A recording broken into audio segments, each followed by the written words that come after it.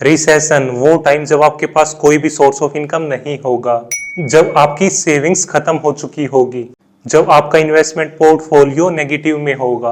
क्या करेंगे आप ऐसी सिचुएशन में? चलिए आज करते हैं सिर्फ और सिर्फ आपके फायदे की बात।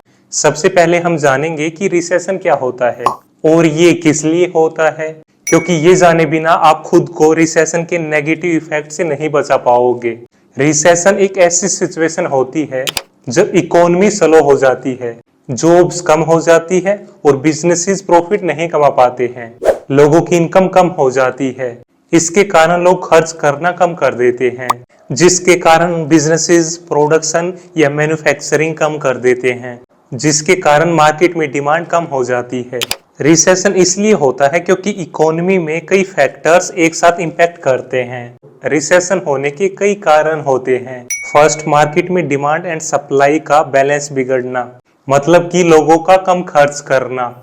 सेकंड, फाइनेंशियल क्राइसिस आना, जैसे बैंक्स का डिफॉल्ट होना या लोन्स वापिस ना मिलना। थर्ड, इन्फ्लेशन बहुत ज्यादा हाई हो जाना। फोर्थ, ग्लोबल क्राइसिस जैसे कि पेंडेमिक, वार्स या नेचुरल डिजास्टर्स होना। Fifth, wrong economic policies. हम इस वीडियो के मोस्ट इंपोर्टेंट पॉइंट पर आए उससे पहले हम जानेंगे कि आप कैसे पहचान सकते हैं कि रिसेशन आने वाला है, ताकि आप रिसेशन के नेगेटिव इम्पैक्ट से खुद को बचा पाओ। जब जीडीपी ग्रोथ कम हो रही हो, जब अनएम्प्लॉयमेंट रेट बढ़ रहा हो, जब स्टॉक मार्केट कंटिन्यूअसली गिर रही हो, जब कंज्यूमर स्पेंडिंग कम हो रही हो, जब बिजनेस प्रॉफिट्स कम होने लगे, जब इन्फ्लेशन बढ़ रहा हो, जब इंटरेस्ट रेट्स बढ़ रहे हो, जब मैन्युफैक्चरिंग एंड प्रोडक्शन एक्टिविटीज में कमी आ रही हो, जब एक्सपोर्ट्स कम हो रहे हो, जब कंपनीज में लेऑफ्स हो रहे हो। ये सब सिग्नल्स इस ओर इशारा कर रहे हैं कि बहुत जल्द रिसेशन आने वाला है। अब डायरेक्ट बात करते हैं आपके फायदे की, कि रिसेशन आने से पहले आपको क्या करना चाहिए। रिसेशन से पहले आपको अपने अननेसेसरी खर्चों को कम करके अपनी सेविंग्स बढ़ानी चाहिए, ताकि आप एक्स्ट्रा सेविंग्स कर पाओ। उसके साथ साथ आपको अपनी इन्वेस्टमेंट को डाइवर्सिफाई करना चाहिए, ताकि आप अपने इन्वेस्टमेंट के रिस्क को कम कर पाओ, ताकि आपका पोर्टफोलियो ज्यादा स्टेबल रहे। आपको हाई इंटरेस्ट वाले लोन्स को जल्दी पे करना चाहिए और आपके पास health insurance and life insurance जरूर होना चाहिए, और अपने 6 से 12 महीनों के एक्सपेंस का इमरजेंसी फंड जरूर होना चाहिए। और आप अपनी इन्वेस्टमेंट, अपने पैसों का कुछ हिस्सा लिक्विड फंड्स में रखो, ताकि जब आपको पैसों की जरूरत हो तब आप वो पैसा निकाल पाओ। और याद रहे, आपको अपनी इन्वेस्टमेंट को पैनिक में सेल नहीं करना है, क्योंकि ये एक टेम्पररी प्रॉब्लम है, परमानेंट नहीं। अब हम जानेंगे कि आपको रिसेशन के दौरान क्या करना चाहिए। सबसे पहले तो आपको अपनी प्राइमरी जॉब या प्राइमरी सोर्स ऑफ इनकम को सिक्योर करना चाहिए, या अगर आपकी जॉब या इनकम लॉस हो तो आप कोई और काम ढूंढो, freelancing type, part time type, और वो काम करो जब तक कि आपकी प्राइमरी सोर्स ऑफ इनकम जो कि आपकी पहले थी वो कंटिन्यू ना हो जाए। इमरजेंसी सिचुएशन में आप अपने इमरजेंसी फंड को यूज कर सकते हो। उसके साथ साथ आप अपने अननेसेसरी एक्सपेंस को अवॉइड करो, और आप अपने फ्री टाइम को नॉलेज लेने में, स्किल्स सीखने में, अपनी स्किल्स को अपग्रेड करने में लगाओ, ताकि आपको जॉब से ना निकाला जाए, या फिर निकाला भी जाए तो आपको दूसरी जॉब बहुत जल्दी मिल जाए। अब सवाल ये है कि रिसेशन का आपकी इनकम पर क्या इम्पैक्ट पड़ता है। रिसेशन के दौरान कंपनीज कॉस्ट कटिंग के लिए लेऑफ्स करती है या रिड्यूस्ड वर्किंग आवर्स कर सकती है, जिससे आपकी इनकम कम हो सकती है। रिसेशन के कारण आपकी सैलरी इंक्रीमेंट एंड प्रमोशन पर भी नेगेटिव इम्पैक्ट पड़ता है। आपकी जो भी इन्वेस्टमेंट है stock market, gold, real estate में, उनमें भी आपको कम रिटर्न मिलता है। उसके साथ साथ गवर्नमेंट टैक्सेस भी बढ़ा सकती है। आपकी जॉब इनसिक्योरिटी भी बढ़ सकती है। एम्प्लॉयर आपकी रिटायरमेंट कंट्रीब्यूशन को भी इफेक्ट कर सकता है। अब सवाल ये है कि रिसेशन के टाइम आप अपनी इन्वेस्टमेंट को कैसे प्रोटेक्ट कर सकते हैं। सबसे पहले तो आप अपनी इन्वेस्टमेंट को डाइवर्सिफाई करो। उसके साथ साथ आप डिफेंसिव स्टॉक्स में इन्वेस्टमेंट करो, क्योंकि डिफेंसिव स्टॉक्स मार्केट क्रैश या रिसेशन के टाइम कम गिरते हैं। डिफेंसिव स्टॉक के कुछ एग्जांपल्स हैं हेल्थ केयर, यूटिलिटीज एटसेट्रा।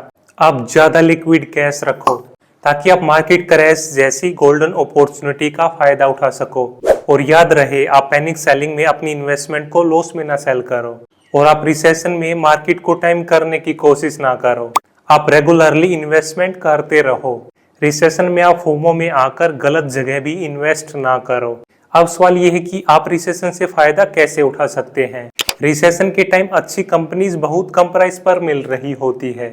आप उनमें इन्वेस्ट करके लॉन्ग टर्म में बड़ा पैसा कमा सकते हैं। आप रियल एस्टेट, गोल्ड जैसी और इन्वेस्टमेंट इंस्ट्रूमेंट्स में भी इन्वेस्टमेंट कर सकते हैं। रिसेशन में आपको अंडर वैल्यूड एसेट्स खरीद कर उनसे प्रॉफिट कमाने का भी मौका मिलता है। आप फ्री टाइम में स्किल्स और सर्टिफिकेशंस पर भी इन्वेस्ट करो ताकि रिसेशन के बाद आपको जो मार्केट में बाकी लोगों से ज्यादा एडवांटेज मिले। अब सवाल ये है कि आप अपनी सेविंग्स को रिसेशन से कैसे बचा सकते हैं। आप सबसे पहले तो अननेसेसरी एक्सपेंस को अवॉइड करो और आप हाई इंटरेस्ट वाले लोन्स को जल्दी पे करने की कोशिश करो ताकि आप इंटरेस्ट कॉस्ट बचा सके। बजटिंग टूल्स का यूज करके आप अपनी स्पेंडिंग, अपनी सेविंग्स को ट्रैक करो। आप खुद को इम्पल्सिव बाइंग से बचाओ और क्रेडिट कार्ड का कम से कम यूज करो। अब सवाल ये है कि रिसेशन के टाइम सेफ इन्वेस्टमेंट ऑप्शंस कौन से हैं। Government bonds, FD, PPF, gold, real estate, blue chip stocks, index funds and mutual funds, ये सभी ऐसे इन्वेस्टमेंट इंस्ट्रूमेंट्स हैं जिनमें रिसेशन के टाइम इन्वेस्ट करना काफी ज्यादा सेफ माना जाता है। इन इन्वेस्टमेंट इंस्ट्रूमेंट्स में इन्वेस्टमेंट करके आप अपनी इन्वेस्टमेंट को 100% सेफ रख सकते हैं और इन इन्वेस्टमेंट इंस्ट्रूमेंट्स में आप अपनी इन्वेस्टमेंट को डाइवर्सिफाई भी कर सकते हैं। अब सवाल ये है कि रिसेशन के दौरान आपको अपनी लाइफस्टाइल को कैसे एडजस्ट करना चाहिए ताकि आपके एक्सपेंसेस कम से कम हो। सबसे पहले तो आपको अननेसेसरी एक्सपेंस से बचना चाहिए, ओवर स्पेंडिंग से बचना चाहिए, एक्सपेंसिव चीजों का अल्टरनेटिव ढूंढना चाहिए, ब्रांडेड आइटम्स की बजाय जेनरिक प्रोडक्ट्स खरीदने चाहिए, बिग परचेजेस लाइक गाड़ी, घर, इन्हें खरीदने का डिसीजन डिले या पोस्टपोन करना चाहिए। नई चीजें खरीदने की बजाय उन्हें सेकंड हैंड मार्केट से खरीदना चाहिए। डाइनिंग आउट कम करना चाहिए, घर पर ही खाना बनाना चाहिए। जिन चीजों की आपको कम फ्रीक्वेंसी में जरूरत होती है उन्हें बाय करने की बजाय रेंट पर लेना चाहिए। अब सवाल ये है कि रिसेशन के time job loss, income loss के टाइम क्या करें। आप उस टाइम पर अपने इमरजेंसी फंड का यूज कर सकते हैं जब तक कि आपका दोबारा कोई सोर्स ऑफ इनकम स्टार्ट ना हो जाए। आप तब तक टेम्पररी बेसिस पर फ्रीलांस वर्क भी कर सकते हैं। उस टाइम पर आप government schemes and social welfare programmes की भी हेल्प ले सकते हैं। जॉब्स पोर्टल्स के थ्रू इनकम अपॉर्चुनिटी एक्सप्लोर कर सकते हैं और आप अपनी स्किल्स को अपग्रेड कर सकते हैं, नई नई स्किल्स को सीख सकते हैं ताकि आपकी करंट एंड फ्यूचर इनकम ज्यादा हो। तो दोस्तों ये थे वो टिप्स जिनसे आप अपनी लाइफ, अपने फाइनेंसिस को रिसेशन की नेगेटिव इम्पैक्ट से बचा सकते हैं और रिसेशन से प्रॉफिट भी कमा सकते हैं। रिसेशन से आप खुद को कैसे बचा सकते हैं ये तो आपने जान ही लिया है, लेकिन अगले शेयर मार्केट क्रैश से आप खुद को कैसे बचाएंगे, अपने पोर्टफोलियो को नेगेटिव होने से कैसे बचाएंगे और अगले शेयर मार्केट क्रैश से अपने पैसों को कैसे मल्टीप्लाई करेंगे, वो जानने के लिए आप ये वीडियो देख सकते हैं। आप ऐसे ही वैल्यूएबल कंटेंट के लिए इस चैनल को सब्सक्राइब करें। इस वैल्यूएबल कंटेंट को अपने दोस्तों के साथ जरूर शेयर करें।